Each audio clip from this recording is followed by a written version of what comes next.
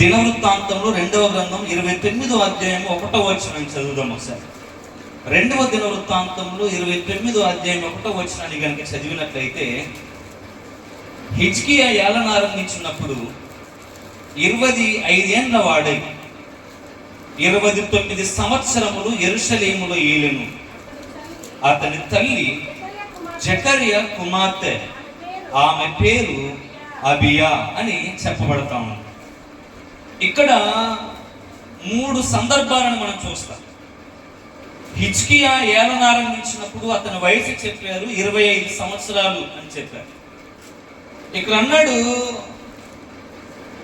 యెరూషలేములో అతను ఏలెను, అతని తల్లి పేరు అబియా. అబియా ఒక తండ్రి పేరు రాశారు, జకర్యా అని రాశారు. అబియా తండ్రి పేరు ఏంటి అని అంటే జకర్యా. అతని తల్లి జకర్యా కుమార్తె, ఆమె పేరు అబియా. ఈ అబియా యూదాను పరిపాలించినటువంటి హిజ్కియా రాజు యొక్క తల్లి. హిజ్కియా రాజు యొక్క తల్లి అబియా. అబియా అన్న మాటకు అర్థము అరాబిక్ భాషలో అయితే తెలివైనది లేదా అద్భుతమైనది. అబియా అన్న మాటకు అర్థం ఏంటి అని అంటే తెలివైనది లేదా అద్భుతమైనది. హిబ్రూ భాషలో కనుక ఆ పేరుకు మనం అర్థాన్ని చూడగలిగితే, అబియా అన్న మాటకు అర్థము యెహోవాయే నా బలము అని అర్థం. అబియా అన్న మాటకు అర్థం ఏంటి చెప్దాం? హల్లెలూయా. దగ్గరగా హల్లెలూయా. అబియా అన్న మాటకు అర్థం యెహోవాయే నా బలం, యెహోవాయే నా తండ్రి. హిజ్కియా అన్న మాటకు అర్థం యెహోవాయే నా బలం. హిజ్కియా అన్న మాటకు అర్థం యెహోవాయే నా బలం. ఇప్పుడు హిజ్కియా యొక్క తండ్రి ఎవరు అని అంటే ఆహాజు. హిజ్కియా యొక్క తల్లి ఎవరు అని అంటే అబియా. అబియా యొక్క తండ్రి పేరు జకర్యా. ఆహాజుకు అబియాకు పుట్టినటువంటి వ్యక్తి రాజు అయినటువంటి హిజ్కియా.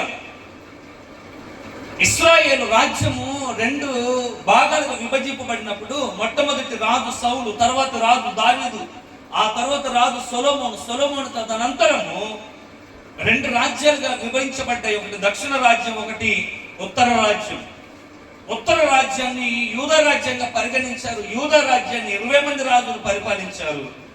20 మంది రాజుల్లో ఆహాజు 12వ రాజు, హిజ్కియా 13వ రాజు. ఈయన గురించి ఇది షార్ట్ కట్ ఇన్ఫర్మేషన్.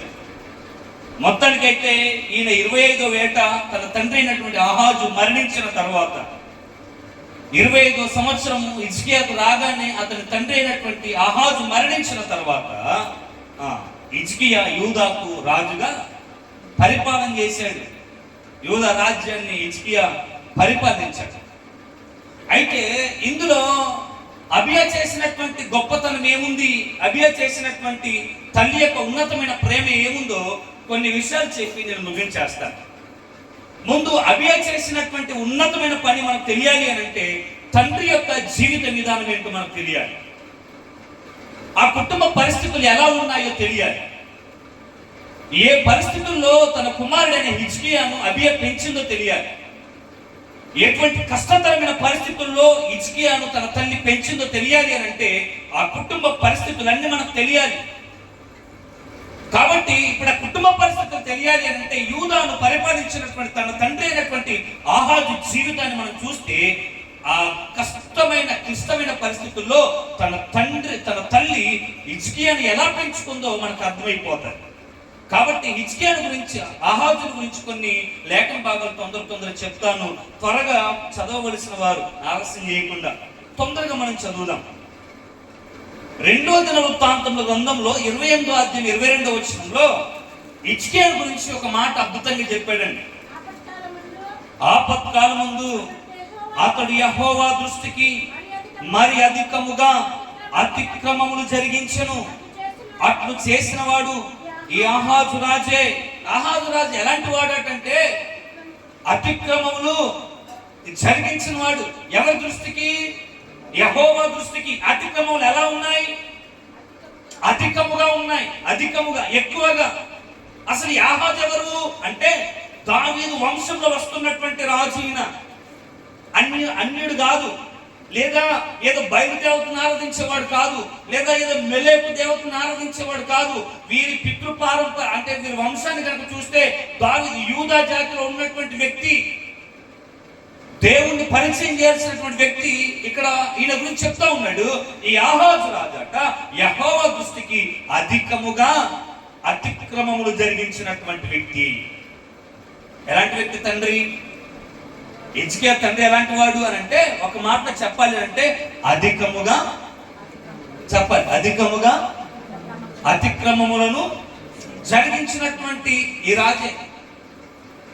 యూదా రాజులలో ఇంత అతిక్రమం జరిగించిన వారు ఎవరు కూడా లేరండి. అంత క్రూరుడు ఆహాజు, అంత భయంకరమైన వ్యక్తి ఆహాజు, అంత పనికిమాలినాడు ఆహాజు. ఒక మాట చెప్పాలి అని అంటే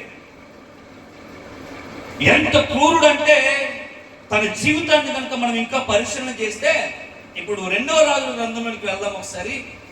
2వ రాజుల గ్రంథం 16వ అధ్యాయం 2వ వచనం చదువుదాం ఒకసారి త్వరగా. 2వ రాజుల గ్రంథం 16వ అధ్యాయం 2వ వచనం. ఆహాజు ఏలనారంభించినప్పుడు 20 ఏండ్ల వాడై యెరూషలేమునందు 16 సంవత్సరాలు పరిపాలించాడు. తన పితరుడగు దావీదు తన దేవుడైన యెహోవా దృష్టికి నీతిగా ప్రవర్తించినట్లు అతడు ప్రవర్తింపక ఇశ్రాయేలు రాజులు ప్రవర్తించినట్లు ప్రవర్తించును. అంటే మొట్టమొదటిది ఒకటి, ఆహాజు యెహోవా దృష్టికి అధికమైనటువంటి అతిక్రమములు జరిగించిన వ్యక్తి. రెండోది, ఇదిగో అతడి పితరుడైనటువంటి దావీదు ఏ నీతి మార్గమును అనుసరించి ప్రవర్తించాడో ఆ నీతి మార్గమును అనుసరించి ప్రవర్తించకుండా ఈ ఆహాజు ఏం చేస్తూ ఉన్నాడు అంటే, ఇశ్రాయేలు రాజులు ప్రవర్తించినట్లుగా ఇతడు ప్రవర్తిస్తున్నాడు. అంటే ఇతని ప్రవర్తన కూడా సరిగా లేదు. సరైనటువంటి ప్రవర్తన, సత్ప్రవర్తన కలిగినటువంటి తండ్రి కాదండి హిజ్కియా యొక్క తండ్రి. తండ్రి ప్రవర్తన ఎలా ఉంటుందో పిల్లల ప్రవర్తన అలా ఉంటది వాస్తవానికి. ఇప్పుడు ఆహాజు ప్రవర్తన ఉంది. హల్లెలూయా. ఆహాజు ప్రవర్తన ఎలా ఉంది? తన పితరుడైనటువంటి దావీదు ఏ నీతిగా ప్రవర్తించాడో ఆ నీతి మార్గంలో అతను ప్రవర్తించకుండా ఇశ్రాయేలు రాజులు ప్రవర్తించినట్లుగా అతను ప్రవర్తిస్తున్నాడు. అంటే తన ప్రవర్తన దేవుని దృష్టిలో సరైనది కాదు. యెహోవా దృష్టికి అతిక్రమం జరిగించిన వాడు ఇతడే. యెహోవా దృష్టిలో తన ప్రవర్తన కూడా సరిగా లేనటువంటి తండ్రిగా ఉన్నాడు హిజ్కియా యొక్క తండ్రి. రెండోది, అదే 3వ వచనం చదువుదాం ఒకసారి. అతడు ఇశ్రాయేలీయుల ముందర నిలవకుండా యెహోవా వెళ్ళగొట్టిన జనులు చేసిన హేయమైన క్రియలు చేయుచు తన కుమారుణ్ణి అగ్నిగుండమును దాటించను. చాలు. ఏం చేస్తా ఉన్నాడట? హేయ క్రియలు. ఏ క్రియలు ఇవన్నీ? హేయమైన క్రియలు, చెడ్డ క్రియలు. దేవుడేమో ఇశ్రాయేలీయుల ముందర ఉండకుండా వెళ్ళగొట్టినటువంటి జనులు ఏ హేయ క్రియలు చేశారో, ఏ చెడ్డ క్రియలు చేశారో అదే చెడు క్రియలు చేయడానికి ఆహాజు మరలా పూనుకున్నాడు. ఆహాజు మరలా పూనుకున్నాడు. దేవుడేమో ఈ క్రియలు జరిగించొద్దని చెప్పేసి ఆ జనులందరినీ వెళ్ళగొడితే మరలా అదే పనులు మరలా తిరిగి పునఃప్రారంభిస్తున్నటువంటి వ్యక్తి ఈ ఆహాజు రాజు. ఇతడు ఎంత భయంకరమైన పని చేస్తూ ఉందంటే, కుమారులను అగ్నిగుండాన్ని దాటిస్తా ఉన్నాడు. అగ్నిగుండాలను దాటారంత ముందు అగ్నిగుండాలు చూస్తే మనం అగ్నిగుండాలు దాటుతూ ఉంటారు చాలా మంది కదా. అట్లా ఇప్పుడు ఈ ఆహాజు రాజు ఏం చేస్తా ఉన్నాడు చెప్పండి? తన కుమారుని అగ్నిగుండమును దాటిస్తా ఉన్నాడు. చదువుదాం ఇంకొక వచనం. 16వ అధ్యాయం 10వ వచనం చదువుదాం ఒకసారి. రాజైన ఆహాజు అష్షూరు రాజైన తిగ్లత్-పిలేసెరును కలుసుకొనుటకై దమస్కు పట్టణమునకు వచ్చి దమస్కు పట్టణమునందు ఒక బలిపీఠమును చూచి దాని పోలికను మచ్చును దాని పని విధమంతయు యాజకుడైన ఉరియాకు పంపెను. ఎక్కడికి పోయాడు ఈయన? ఎక్కడికి పోయాడు? ఎక్కడికి పోయాడు ఈయన? ఉరియా అన్నటువంటి పేరు, ఊరు కాదు, దమస్కుకు పోయాడు. ఎక్కడి నుంచి? యూదాను విడిచి దమస్కు పోయాడు. ఎవరిని కలవడానికి? అష్షూరు రాజును కలవడానికి యాహాజు వెళ్ళాడు. వెళ్ళగానే తనకు కనబడినటువంటి ఒక దృశ్యం ఏంటి? ఏం కనబడింది? ఒక బలిపీఠాన్ని చూశాడు. ఎక్కడ? ఇక్కడ బైబిల్ చదువుతా ఉన్నారా? ఏమో నాకైతే నమ్మకమే లేదు. ఒక బలిపీఠాన్ని ఎక్కడ చూశాడు? దమస్కు పట్టణంలో చూశాడు. చూడగానే ఏమనిపించింది? చెప్పాలి. ఏమనుకున్నాడండి? అలాగే చెప్పండి ఒకసారి. ఇంకా గట్టిగా చెప్పండి. ఇప్పుడు ఏమనుకున్నాడు? దమస్కు పట్టణంలో అష్షూరు రాజైన సన్హెరీబు దగ్గరికి వెళ్ళాడు. వెళ్ళగానే దమస్కు పట్టణంలో బలిపీఠం ఒకటి కట్టబడి ఉంది.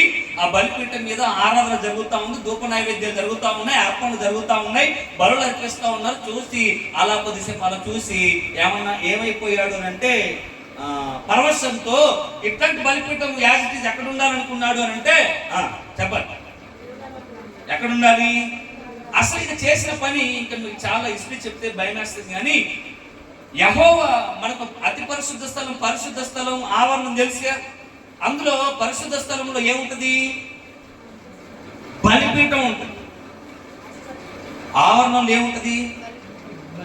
బలిపీఠం కదా, ఉండదా? ఎంత చూస్తారేంటి? బలిపీఠం ఉంటుంది, దాన్ని దాటొస్తే గంగాలం ఉంటుంది, దాన్ని దాటొస్తే ఇటుకయ్యి సన్నిధి రొట్టెల బలి ఉంటుంది, ఇటుకయ్యి ధూపవేదిక ఉంటుంది, ఇటు సైడు ఏమో ఎవరికి ఎరగ అన్నట్టుంది ఇప్పుడు పరిస్థితి. మొత్తానికి బలిపీఠం అయితే అక్కడ ఉంది. ఇప్పుడు ఈ దమస్కు ఉన్న బలిపీఠము యాజిటీస్ ఎక్కడ చేయమని చెప్పాడంటే ఊరియాకి, నువ్వు అక్కడ చేసేసి ఇదిగో బలిపీఠం మనకు ఉంది చూసావా? ఎవరు? యెహోవా మనకు బలిపీఠం చేయమని చెప్పాడు చూసావా? ఆ బలిపీఠం తీసి పక్కపడి ఇప్పుడు దమస్కులో ఉన్న బలిపీఠం చేసి ఆ ప్లేస్ లో పెట్టని చెప్పాడండి. ఇప్పుడు మీరు చూడండి, విగ్రహారాధన వైపు ఎంత మొగ్గుతా ఉన్నాడో. అసలు ఇతని ప్రవర్తన విధానం ఎలా ఉందో. ఇప్పుడు ఈమెను చేసుకున్న వ్యక్తి ఎవరు? మాట్లాడండి. ఎవరు? పేరు గుర్తుందా? ఏం పేరు? ఏం పేరు? అబియా. అదే పేరు కొంచెం గట్టింది. ఏం పేరు ఆమె పేరు? అబియా. ఎవరిని చేస్తుంది? ఇగో ఇంత మంచి సుందరమైన లక్షణాలు ఉన్న అబ్బాయిని చేస్తుంది. ఎవరు? అబియా. ఎంత మంచి అద్భుతమైన లక్షణాలు ఉన్నాయి ఆయనకి. యెహోవా దృష్టికి అతిక్రమణలు జరిగించాడు. దావీదు అనుసరించినటువంటి నీతి ప్రవర్తన అనుసరించక ఇశ్రాయేలు రాజులు అనుసరించిన ప్రవర్తనను అనుసరిస్తూ వస్తూ ఉన్నాడు. తర్వాత హేయ క్రియలు జరిగిస్తున్నాడు. ఆ తర్వాత దేవుని బలి ఏ క్రియలు జరిగిస్తూ ఉన్నాడు. ఇంకోటి తన కుమారులను అగ్నిగుండము దాటిస్తూ ఉన్నాడు. ఇక్కడ యెహోవా మందిరంలో ఉన్నటువంటి బలిపీఠం తీసేసి దమస్కు పట్టణంలో ఉన్న బలిపీఠాన్ని ఇక్కడ కావాలి. అసలు మీరు ఆ అధ్యాయం చదువుకుంటూ పోతే నాకు ఆశ్చర్యం అనిపించిందండి. ఇప్పుడు ఒకవేళ నాకేదైనా డ్రెస్ నచ్చింది అనుకో, ఇప్పుడు సరే నేను షాప్కి పోయాను అనుకో, ఏదైనా డ్రెస్ ఇంట్లో వాళ్ళ కొనాలనుకో, నేను ఇప్పుడు ఏం చేస్తావు తెలుసా? ఫోటో తీసి పెడతాను కదా. ఇప్పుడు ఆ ఫోటో చూసి వాళ్ళు ఏం చేస్తారు? ఈ డ్రెస్ ఓకే, ఈ డ్రెస్ ఓకేగా అని చెప్పేస్తారు. ఓకే అయిన డ్రెస్ ఏం చేస్తాం? కొనుక్కొని పట్టుకొచ్చుకుంటాం. అసలు నాకు ఆశ్చర్యం అనిపించిన విషయం ఏంటంటే ఆహాజు దమస్కులోనే ఉన్నాడు. ఊరియా ఆల్రెడీ దమస్కులో ఏ బలిపీఠం అయితే చూశాడో ఊరియా బలిపీఠాన్ని తయారు చేశాడు, పెట్టాడు. ఆహాజు రాగానే ఆశ్చర్యపోయాడండి. అంటే నాకు అర్థమైంది ఏంటంటే అక్కడ ఏ వాట్సాప్ ఉందో, ఏ ఇన్స్టాగ్రామ్ ఉందో నాకు అర్థం కాలేదు. ఆ కారణంలో అక్కడ అన్నాడు మర్చిపోకటి పంపించాడు. ఆ నమూనాను చూసి ఈయన ఆహాజు రాకముందే ఆల్రెడీ ఏమైపోయిందో తెలుసా? బలిపీఠం కట్టడమైపోతుంది. ఆ బలిపీఠం మీద ఆరాధన, అంటే దమస్కులో ఏ విధంగా ఆరాధన చేస్తా ఉన్నారో ఇక్కడ ఆరాధన మొదలైపోయింది. ఈయన గురించి ఇంకా దేవుడు చెప్పాలి అంటే ఎలాంటి వాడు అని అంటే ఒక మాట చెప్పాలి అని అంటే చదువుతాం. 28-24 వచ్చిన దినవృత్తాంతములు, 2వ దినవృత్తాంతములు 28-24 వచ్చిన. ఆహాజు దేవుని మందిరపు ఉపకరణములను సమకూర్చి వాటిని తెగగొట్టించి యెహోవా మందిరపు తలుపులను మూసి వేయించి యెరూషలేము నందంతట బలిపీఠములను కట్టించెను. ఎంత మంచి గొప్ప తండ్రి కదా కదా. ఎంత మంచి భర్తను చేసుకుంది. ఇప్పుడు ఈమె ఎవరు? అబియా. ఏం చేస్తున్నాడు ఈయన?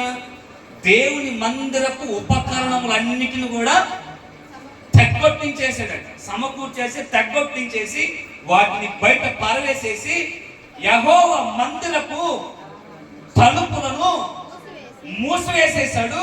తర్వాత యెరూషలేము అంతటా కూడా ఈ దమస్కులో ఏ బలిపీఠాన్ని చూశాడో ఆ బలిపీఠాలన్నింటినీ ఎక్కడ? తన రాజ్యంలో. ఇప్పుడు ఈ రాజ్యం ఎలా అయిపోయిందో తెలుసా? 25వ వచనం చదువు ఒకసారి.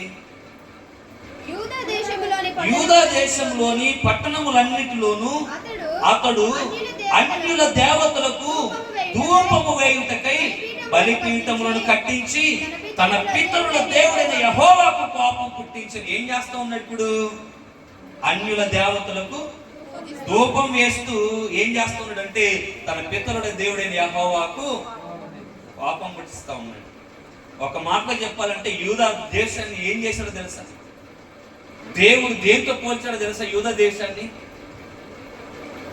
చదువు 19వ వచనం చదువు ఒకసారి. యూదా దేశాన్ని దేంతో పోల్చాడు అని అంటే ఆహాజు యూదా దేశమును దిగంబరినిగా చేసి యెహోవాకు ద్రోహము చేసి ఉన్నది గనుక యెహోవా ఇశ్రాయేలు రాజైన ఆహాజు చేసిన దానిని బట్టి ఎలా చేశాడో యూదా దేశాన్ని దిగంబరినిగా చేశాడు. దిగంబరినిగా చేశాడు. ఎవరు? అబియా భర్త, హిజ్కియా యొక్క తండ్రి. హల్లెలూయా హల్లెలూయా. ఇష్టం ఉన్నా ఇష్టం లేకపోయినా అయిపోయేసేపు చెప్తా. హిజ్కియా యొక్క చెప్పండి. హిజ్కియా యొక్క తండ్రి, అబియా యొక్క భర్త. ఏం చేస్తా ఉన్నాడు? ఒక మాటలో లాస్ట్ చెప్పిన మాట ఏంటంటే యూదా దేశాన్ని ఈయన పరిపాలించినటువంటి ఆ 16 సంవత్సరాలు ఎలా చేశాడంటే యూదా దేశాన్ని దిగంబరిగా చేశాడు.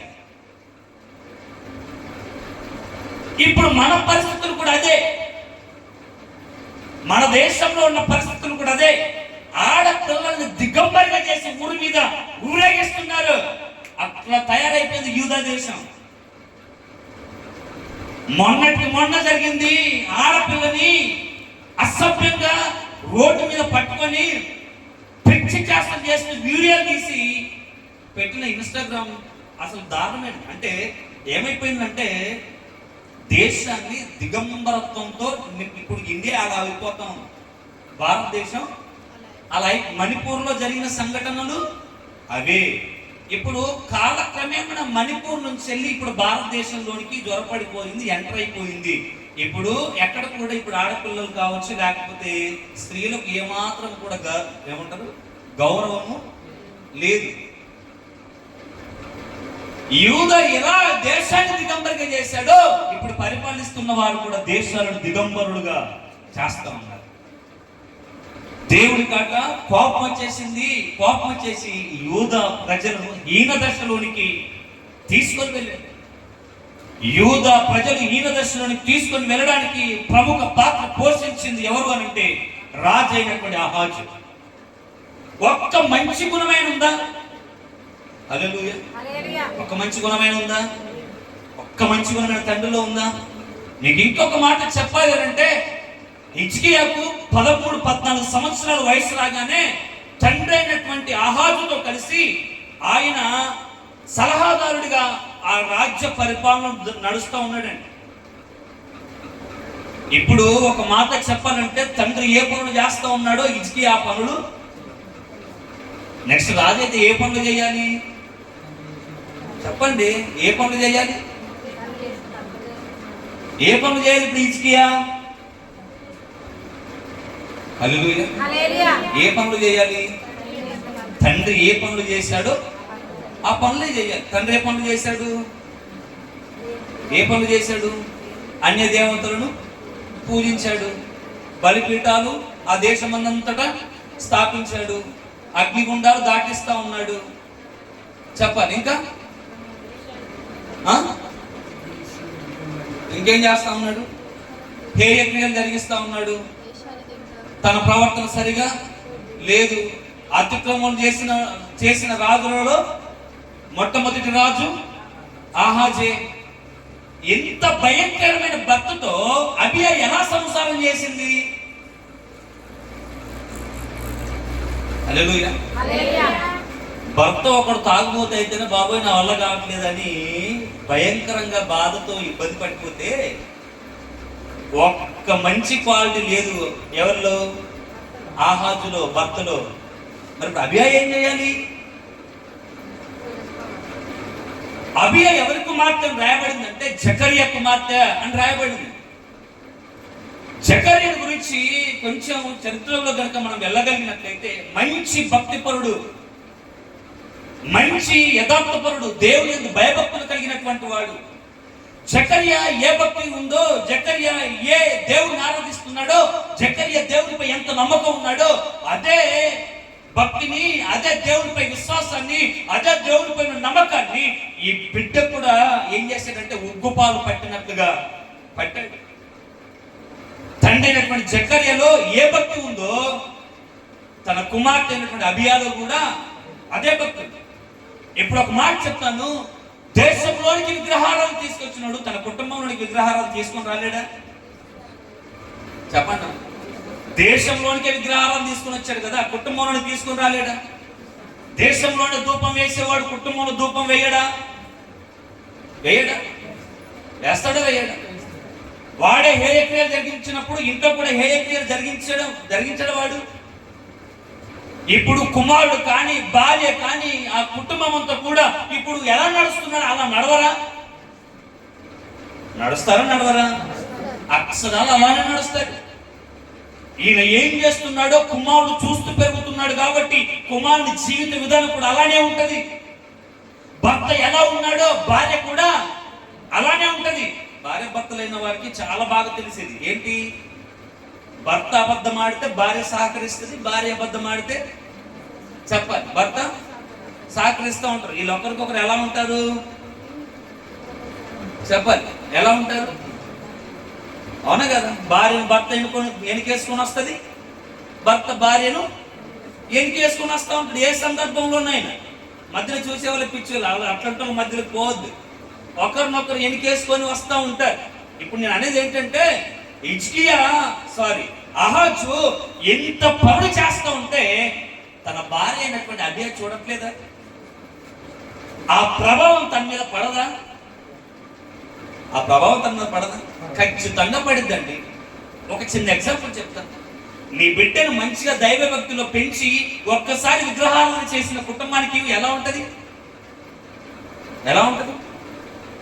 లేదు లేదు నేను మా అమ్మ వాళ్ళ ఇంటికాడ ప్రార్థనకు పోయినాను, నిన్ను పాటలు పాడతాను, మా నాయన అది, మా అమ్మ ఇది, నేను ఆ దేవుని దగ్గర రాను, నేను ఆ కొబ్బరికాయ కొట్టను, బొట్టు పెట్టుకొని నేను అల్లెల్లిగా స్తుతిమయం అంటాను, నేను వెళ్ళిపోతా అంటే భర్త అంటాడు నువ్వు పుట్టింటికి పెట్టగడ సర్దుకొని మంచి మేర పుట్టింటికి ఆడ ఉన్నప్పుడే అల్లెల్లిగా స్తుతిమయమా, ఇడికత్తే అల్లెల్లిగా స్తుతిమయం లేదునమ్మా, మొత్తం మార్చేసుకొని సాంప్రదాయబద్ధంగా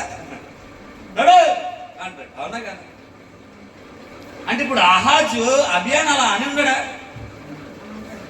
ఖచ్చితంగా అంటాడు. ఎందుకు? భార్య అలా ఉండకపోతే దేశంలో ఉన్నవారు ఏమంటారు?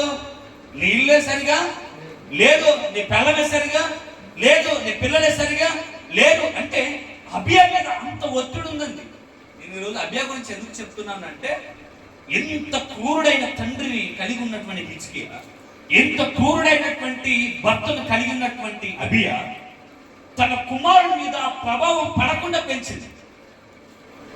ఆహాజు ఏ ఆలోచన కలిగి ఉన్నాడో ఆ ఆలోచన ఒక్కటి కూడా హిజ్కియా ఆలోచనలకు రాకుండా పెంచింది అబియా. ఒక్క ఆలోచన కూడా హిజ్కియా మీద పడలేదండి, పడకుండా ఆపేసి అలా పెంచింది అబియా. అర్థమైందా? ఆహాబు ఏ పని చేస్తాడో దానికి భిన్నంగా హిజ్కియా ప్రవర్తించాడు. అలా పెంచింది అబియా. తల్లి అంటే ఏంటి? తల్లి అంటే ఏంటి? కరణం ఒకటేనా? కరణం ఒకటేనా? కొంతమంది అంటారు తల్లి గర్భం ధరించిన తర్వాత 6 months అవుతుంది కదా, బేబీ లోన్ ఉంటాడు కదా, 6 months ఎప్పుడైతే అవుతుందో 6 months నుంచే తల్లి యొక్క కోపం కానీ, తల్లి యొక్క ప్రేమ కానీ, తల్లికి ఈ 6 months నుంచి వెళ్ళి డెలివరీ అయ్యే వరకు తల్లి ఎటువంటి ఒత్తిడి గుండా వెళ్తే పుట్టే బిడ్డ కూడా అదే ఒత్తిడి ఉంటది అని కొంతమంది డాక్టర్ చెప్తా ఉంటారు. ఇప్పుడు ఒక మాట చెప్పాలంటే, హిజ్కియా పుట్టక మునిపే అబియాకు ఈ ఒత్తిడి అంతా కూడా స్టార్ట్ అయిపోయింది. అంత భయంకరమైన భర్తతో బ్రతుకుతా ఉంది. కానీ అబియా చేసిన పని ఏంటో తెలుసా? ఆహాజుకు ఉన్నటువంటి గుణ లక్షణాలు ఏది కూడా హిజ్కియాకు రాకుండా అంత దైవ భక్తిలో తన కుమారుడైన హిజ్కియాను పెంచింది. ఎలా పెంచింది? ఒక మాట నేను చూపించేసి ఆమె చేసినటువంటి 4 పనులు నేను చూపించేస్తాను. యెహెజ్కేలు గ్రంథంలో ఒక సామెత ఉందండి. 18వ అధ్యాయం 2వ వచనంలో, యెహెజ్కేలు గ్రంథం 18వ అధ్యాయం 2వ వచనం చదువుదాం ఒకసారి.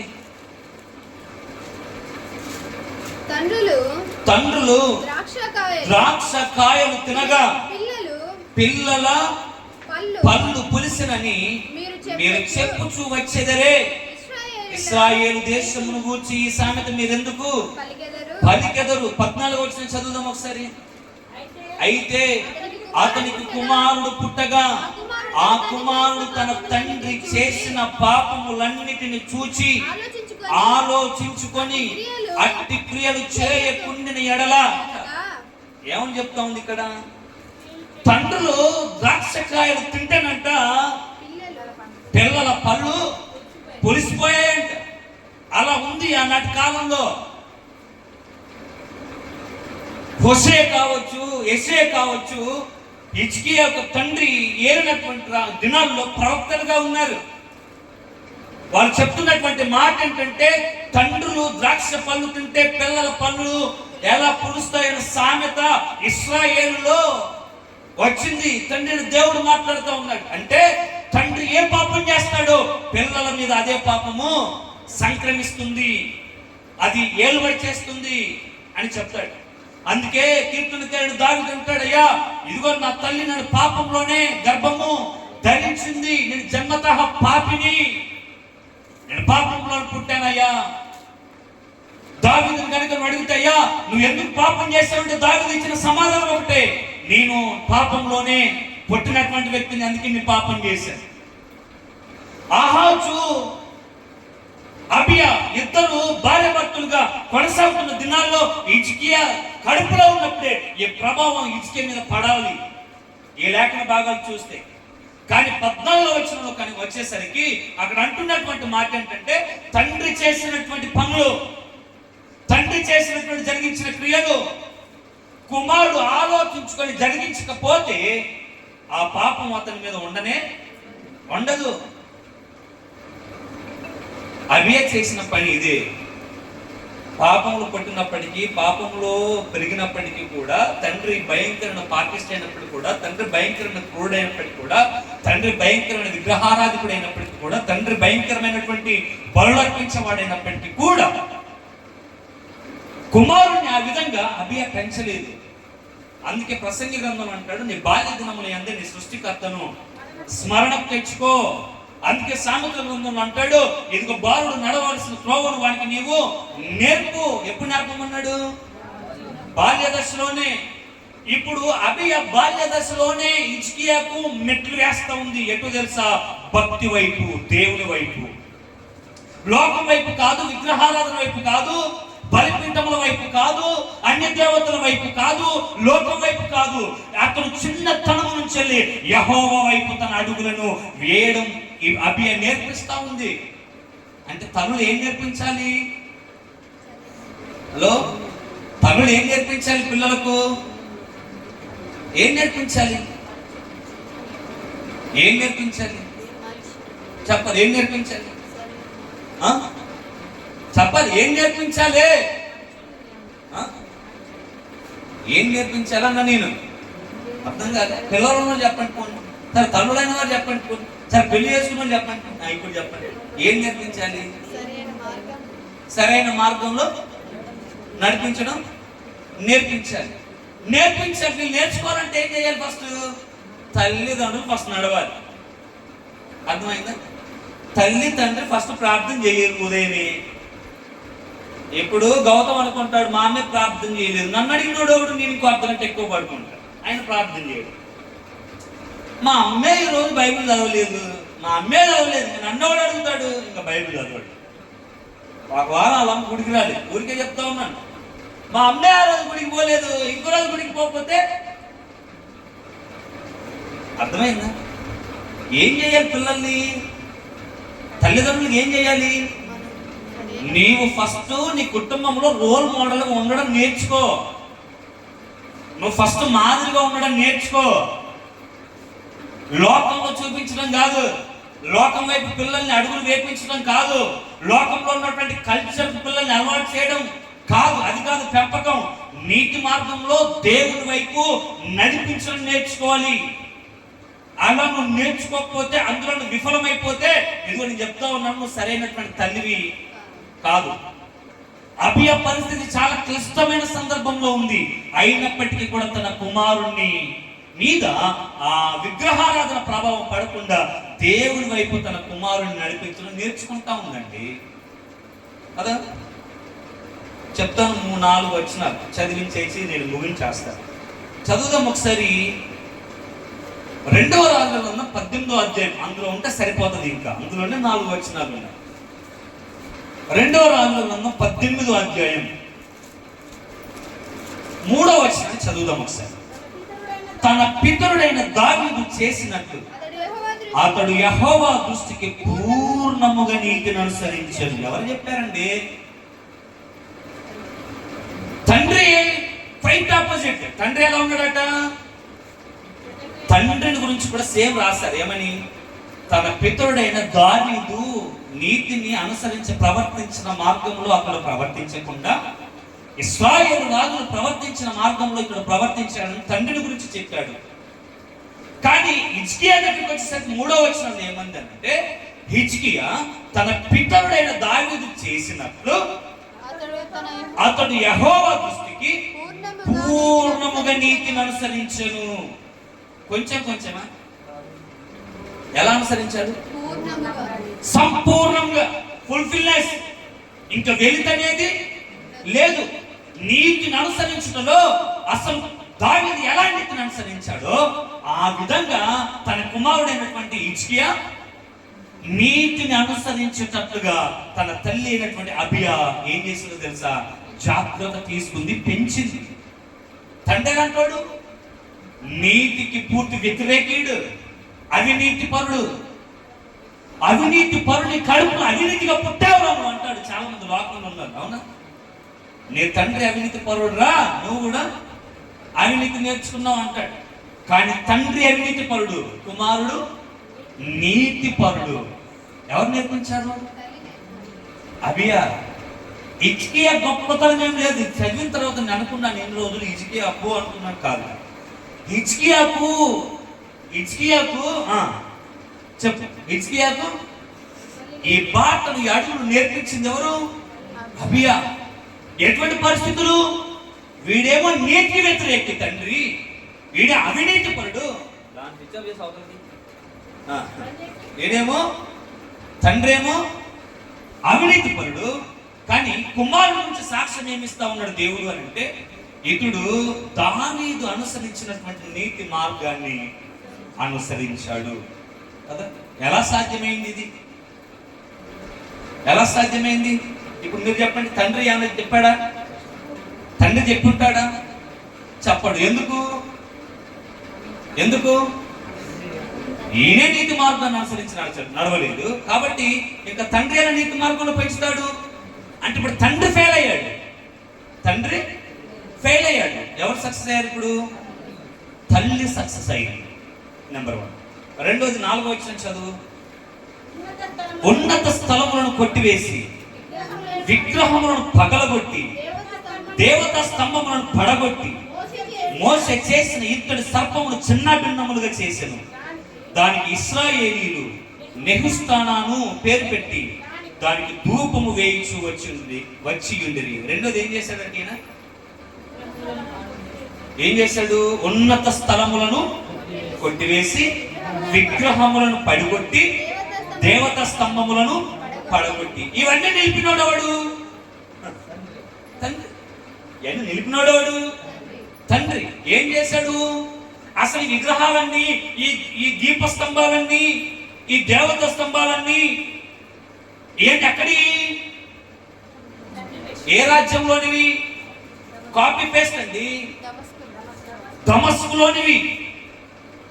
ఇప్పుడు తల్లి ఏమి చెప్పింది అని అంటే కుమారునికి, అరే ఈ దేవత స్తంభాలు ఉన్నాయి చూసావా, తర్వాత ఈ బలిపీఠాలు ఉన్నాయి చూసావా, ఉన్నత స్థలముల మీద ఉన్నటువంటి బలిపీఠాలు ఉన్నాయి చూసావా, ఈ దేవత స్తంభములు ప్రతిమలు ఉన్నాయి చూసావా, అరే ఇవి మన దేశంలోనివి కావు, ఇవి మనం ఆరాధించే దేవతలు కావు. ఈ ఎక్కడి మమ్మీ? దమస్కులో నీ తండ్రి పట్టుకొని వచ్చాడు వీటిని అని చెప్తే కుమారుడు ఏం చేస్తాడో తెలుసా? చెప్పాలి, ఏం చేశాడు? అబ్బా, నా తండ్రి కడసారిగా చేసినటువంటి మంచి పనులు నేను కూడా చేస్తాను, యోచుదాం మమ్మీ అన్నాడా? ఏం చేశాడు? అంటే ఇప్పుడు చూడు, తండ్రి ఏమో చేసుకుంటూ వెళ్ళిపోయాడు, కుమారుడేమో పడగొడుతూ వస్తా ఉన్నాడు. దీనికి బీజం వేసింది ఏమో తల్లియే. తల్లే ఉన్నత స్తంభములను, దేవత స్తంభములను, ప్రతిమలను మోసే చేసి ఇత్తడి సర్పమును కూడా వాళ్ళు ఆరాధన చేస్తూ ఉంటే దాన్ని కూడా ఏం చేస్తాడంటే పడగొట్టేశాడు కదా, చిన్న భిన్నం చేసేసాడు. ఎవరు చెప్పారు మరి హిజ్కియాకి? తండ్రి పాలనలో కూడా హిజ్కియా ఉన్నాడు. నేను చరిత్రలో చదివితే హిజ్కియా తండ్రి అయినటువంటి ఆహాజుతో ఎన్ని సంవత్సరాలు ఉన్నాడు అని అంటే 11 సంవత్సరాలు ఉన్నాడు. 11 సంవత్సరాలు 11 సంవత్సరాలు తండ్రితో పాటు పనిచేశాడు. ఇప్పుడు 11 సంవత్సరాలు తండ్రితో పాటు పనిచేసినప్పుడు ఇప్పుడు అదే గుణాలు వాస్తవానికి హిజ్కియాకు రావాలి, కానీ రాలేదు. ఈ దేవత స్తంభాలు ప్రతిమను నిలబెడతా అంటే కూడా ఈయన చూశాడు. కానీ తల్లి ఎలా పెంచిందో తెలుసా?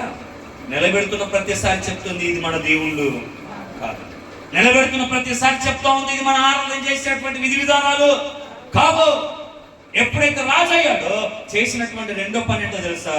తండ్రి నిలబెట్టినటువంటి అన్య దేవత విగ్రహారాధన అంతటిని కూడా యూదా దేశంలో లేకుండా ఏం చేశాడు? నిర్మూలన చేశాడు, చిన్న భిన్నం చేశాడు. ఒక్క మాట చెప్పాలంటే యూదా దేశంతో దిగంబరి అయిపోయింది కదా, మరలా పూర్వ వైభవంలోకి తీసుకుని వచ్చాడు హిజ్కియా. దీనికి కారణం ఎవరో తెలుసా? తన తల్లి అయినటువంటి అబియా. ఆమె లేకపోతే ఈ రెండో పని మరి సాధ్యమయ్యేది కాదు. మూడోది ఎలా పెంచింది హిజ్కియాను అంటే నెక్స్ట్ వచ్చిన చదువు ఒకసారి. అతడు ఇశ్రాయేలీయుల దేవుడైన యెహోవా యందు విశ్వాసం ఉంచిన వాడు చాలు. రెండోది ఏంటంట? కుమారుణ్ణి విశ్వాసంలో పెంచింది. హిజ్కియాను ఎలా పెంచింది? ఏ విశ్వాసంలో? బయలు దేవత విశ్వాసంలో. తండ్రి ఏ విశ్వాసంలో పెరిగాడు? అన్య దేవతల విశ్వాసంలో పెరిగాడు, అవునా కదా? బయలు దేవతల విశ్వాసంలో పెరిగాడు. ఆయన జీవిత విధానం వేరు. అసలు ఈ తండ్రి చేసిన పని ఎంత ఘోరంగా ఉంది అని అంటే చెప్పండి, మీకు గుర్తుందా? ఏం చేశాడు ఈయన?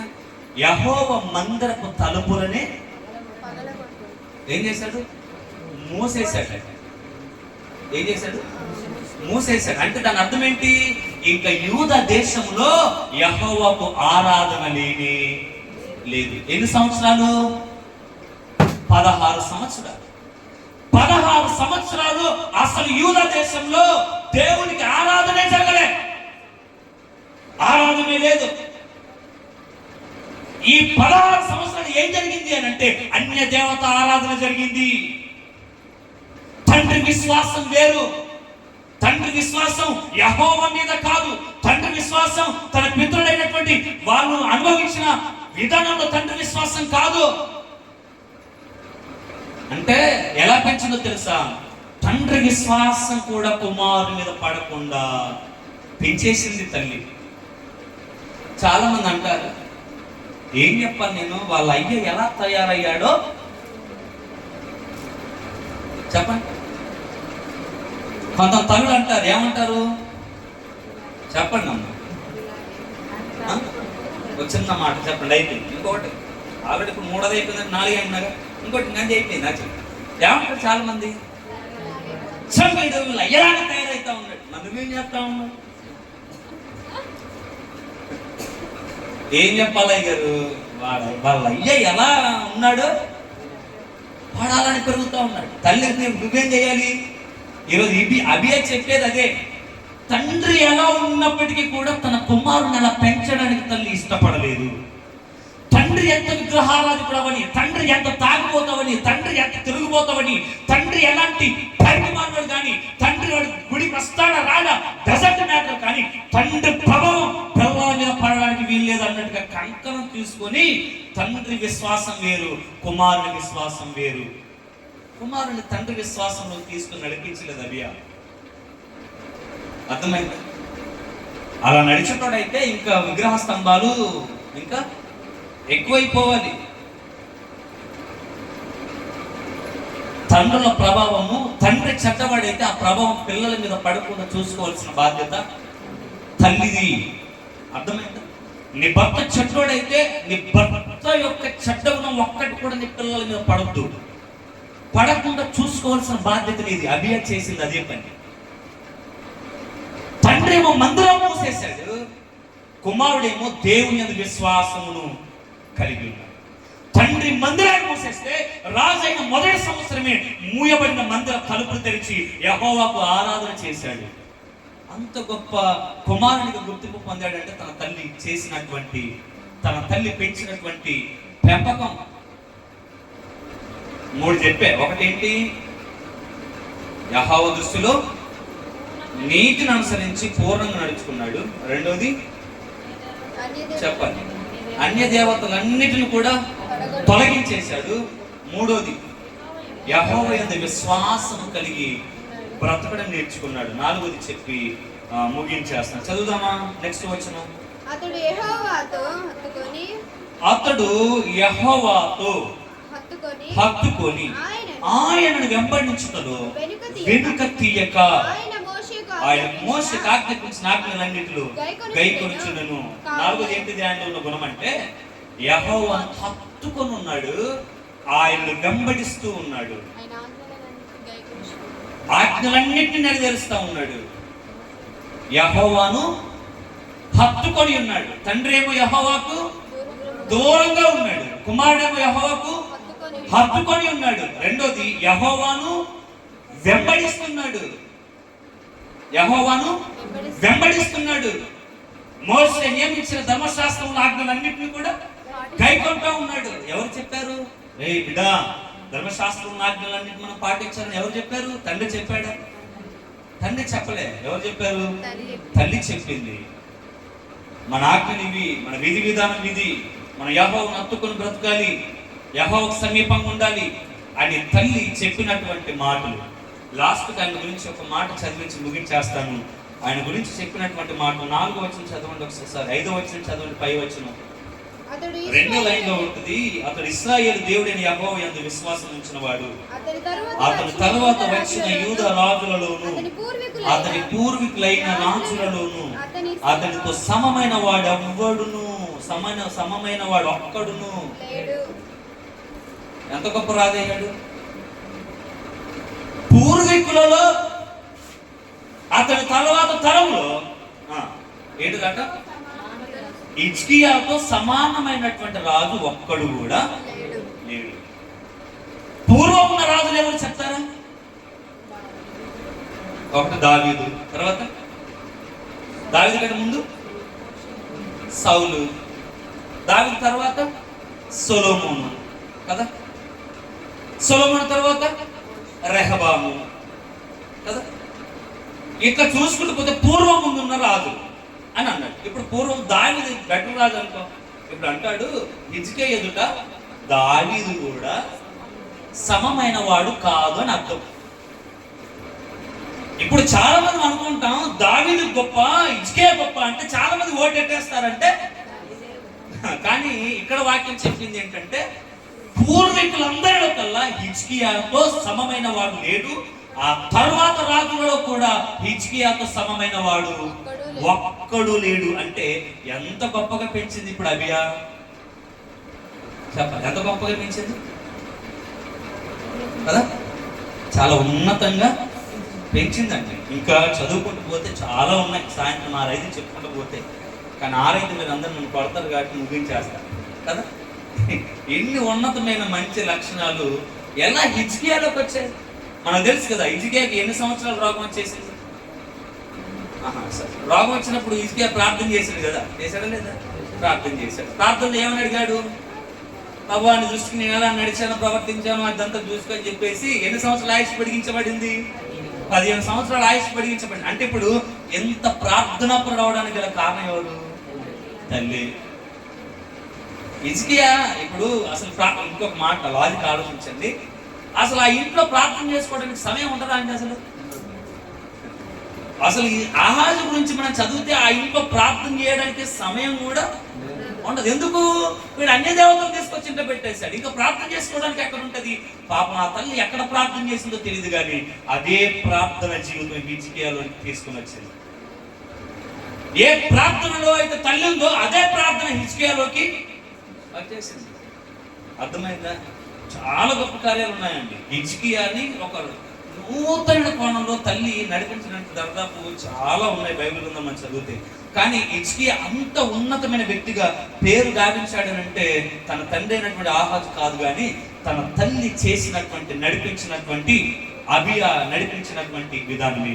కాబట్టి ఆ విధంగా మనం పిల్లల్ని పెంచాలి, ఆ విధంగా భక్తి మార్గంలో పిల్లల్ని మనము నడిపించాలి. అట్టి కృప పరిశుద్ధాత్మ దేవుడు ప్రతి తల్లికి అనుగ్రహించునుగాక.